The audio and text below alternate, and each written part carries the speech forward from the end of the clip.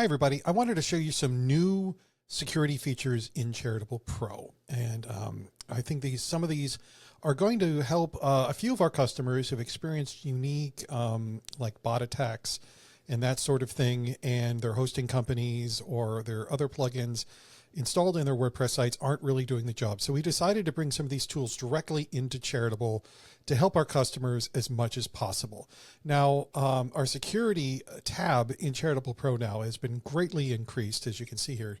So the first category here is CAPTCHAs. Now we've had CAPTCHAs before, but now we have added the version 3 of Google's reCAPTCHA Invisible and Cloudflare Turnstile. So we're actually supporting Cloudflare's Turnstile CAPTCHA system. So if you're not aware of what that looks like, here it is, right here on the bottom. It appears on the bottom of donation forms once you have it installed.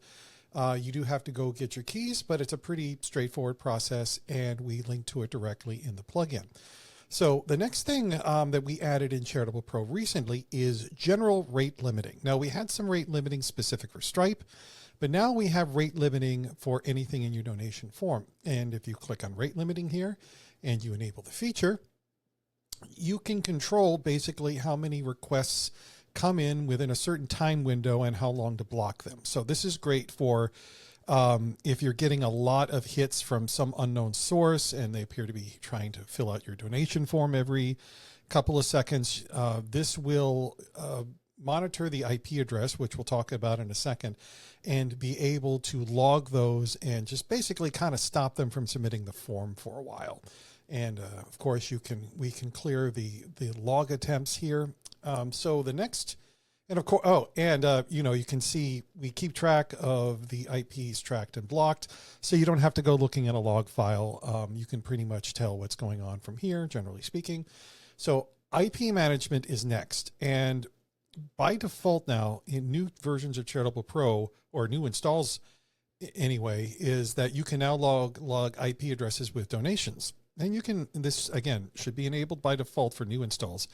The disabled is also an option as well, but whenever it's enabled, anytime there's a donation made, it's going to track the IP address to that donation if it is detectable. So most of the times it is. So this is where your IP address would be, for example, in this kind of donation. And apparently this donor is given a lot of money, but the point is IP address recorded. So what does that do? Charitable now has an IP whitelist and an IP blacklist. So as you can see, that would be in the blacklist if it's a bad IP address. Whitelists are for maybe you're testing certain things and you want to make sure that that it's not blocked for any reason. But this blacklists, if one, so this basically it prevents anybody, regardless of the rate limiting or CAPTCHA status, to be able to submit your donation form, which is great, again, for various reasons, especially for bots. But now if you get a bad, let's say a bad donation, then you can have this IP address here to add. And there's a button here that would be present here if this was a new IP address that isn't on the blacklist, that you could add right here, and it would add it to the blacklist over here. So just want to quickly go over the rest here. Some of these have existed in previous forms of Charitable.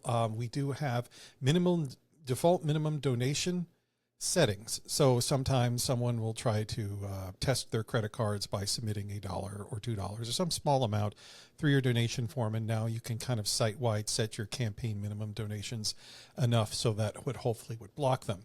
And then finally, email verification. This is very recent. This is kind of new, where you can select any domains to be blocked. You can set email patterns, partial email matching. You can even enable case-sensitive matching and an error message. So if someone is using some bad email addresses or for something along those lines, you can update these settings, and then they will get a message that says, hey, you're using an email address that has been blocked, and they won't even donate or be able to submit the donation form. So all of this, not use all of these settings, but some of these settings are here for a unique reason, and our users are going to be able to appreciate it if you find yourself in that situation. And Charitable keeps adding more tools all the time, and we have our customer support to be able to help if you have any questions on this, or being able to communicate even further with Cloudflare or your hosting companies if you need it.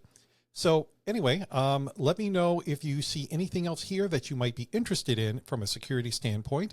We'd love to be able to hear your feedback. Check us out at wpcharitable.com. And remember, compassion, through action. Yes.